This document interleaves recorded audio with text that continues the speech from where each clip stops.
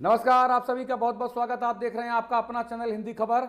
आपके साथ मैं अतुल अग्रवाल हूं। इस वक्त हमारे साथ हैं भारतीय जनता पार्टी दिल्ली प्रदेश के बहुत उदयीमान, बहुत चमकदार, बहुत उज्जवल और बहुत लोकप्रिय नेताओं में से एक श्रीमान विजेंद्र गुप्ता जी।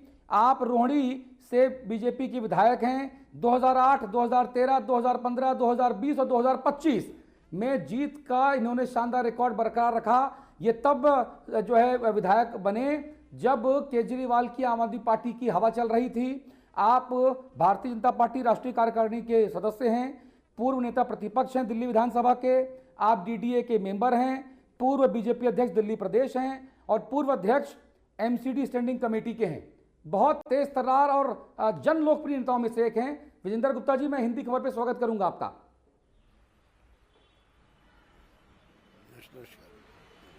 जी, क्या मैं दिल्ली के होने वाले मुख्यमंत्री से बात कर रहा हूं?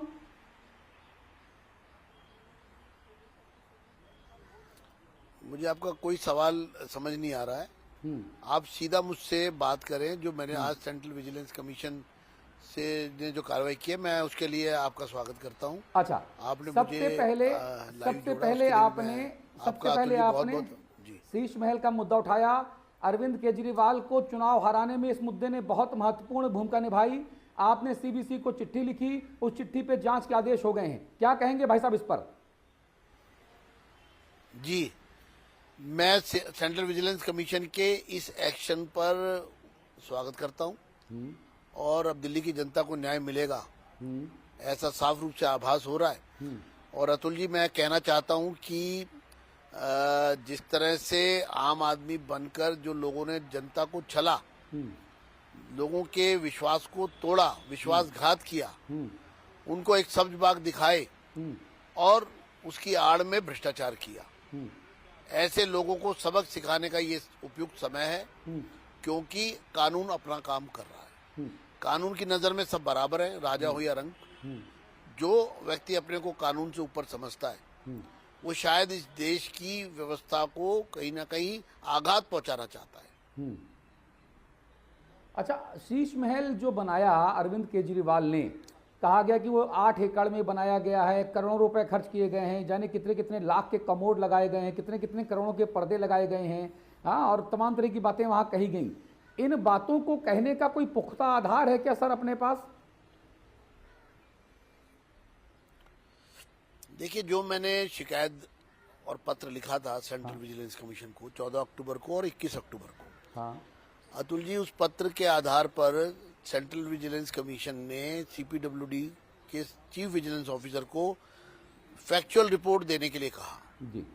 अब आप सोचिए कि जो तथ्यों पर आधारित रिपोर्ट सीपीडब्ल्यूडी ने चीफ विजिलेंस ऑफिसर कमिश्नर को सबमिट की है, जी, उसको उन तथ्यों की जांच करने के बाद सीबीसी ने फैसला लिया है कि इसकी डिटेल इन्वेस्टिगेशन की जरूरत है।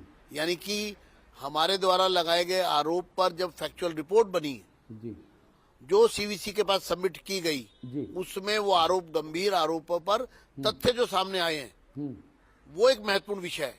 जी। और उसके बाद ये डिटेल इन्वेस्टिगेशन के बाद सेंट्रल विजिलेंस कमीशन इस पर कोई कार्रवाई करेगा, ऐसी हमारी अपेक्षा है। ये पूरी एक कानूनी प्रक्रिया है। सेंट्रल विजिलेंस कमीशन एक ऑटोनोमस बॉडी है, जिसका काम है एक वॉच डॉग की तरह देश में होने वाले किसी भी सरकारी तंत्र में होने वाले भ्रष्टाचार की जांच करना, उस पर गाइडलाइन बनाना और उस पर अपने आदेश जारी करना और उस पर एडवाइज करना। तो आज आम आदमी पार्टी को ये अपनी स्थिति स्पष्ट करनी चाहिए कि जो जांच हो रही है, सेंट्रल विजिलेंस कमीशन ने जो कदम उठाए हैं, उन पर उनकी क्या प्रतिक्रिया है। जी, लेकिन उसका राजनीतिकरण करना, झूठ बोलना, गुमराह करना, हाँ जी। लेकिन सर, आम आदमी पार्टी की तरफ से, अरविंद केजरीवाल की तरफ से, संजय सिंह की तरफ से, आतिशी की तरफ से, मनीष सिसोदिया की तरफ से, जैस्मीन शाह की तरफ से लगातार ये कहा जाता रहा है कि ये मुख्यमंत्री का निजी घर थोड़ू है। ये तो दिल्ली में चूंकि कोई मुख्यमंत्री आवास था नहीं, तो केजरीवाल ने इसको मुख्यमंत्री आवास के तौर पे डेवलप किया है। तो फिर उसमें वो सामग्री कहां से आई जो सरकार ने भी नहीं उपलब्ध कराई और रिश्वत के पैसे से वो खरीदी गई, उसके बारे में उन्हें क्या कहना है। दूसरा, अगर ये सरकारी मामला है तो लेआउट जो है उसका वायलेशन क्यों हुआ, क्यों 10 बंगले तोड़कर उस अपने शीश महल में क्यों मिलाए गए, उसका क्या आधार था। क्या ये गैरकानूनी 10,000 गज का 6 फ्लैग स्टाफ रोड 50,000 गज के एक एम्पायर में एक साम्राज्य में परिवर्तित किया गया, उसका क्या आधार था। ये सब बातें लोगों को अब समझ आ रही है। अब इनकी झूठ की जो दुकान है वो चलने वाली नहीं है।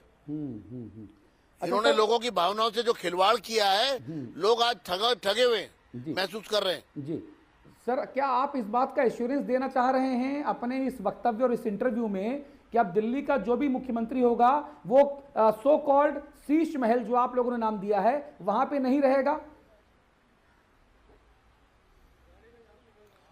देखिए, ये एक सरकारी जो लोग थे आम आदमी पार्टी में, जो सरकार में बैठे हुए लोग थे जी, उन्होंने अपने पद का दुरुपयोग किया है जी।